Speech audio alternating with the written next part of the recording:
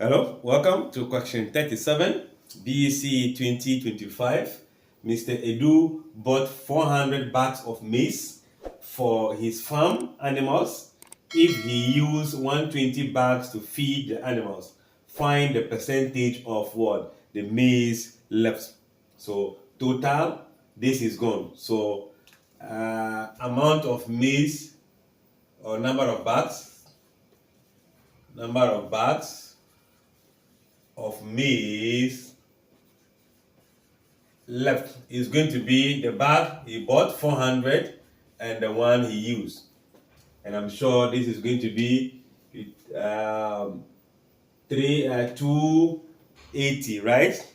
Let's see, 283, that's it. So we have 280 bags.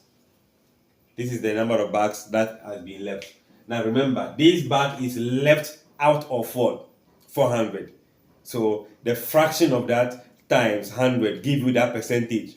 So we are looking for percentage. Let me just say percentage is going to be the bag left 280 divided by the total bag times what? 100. So I'm sure this will cancel this. This will cancel this. Go here 170. So this become what? 70%. And that will be the option A. I guess this is also clear. Like, share, comment, subscribe, and come for more.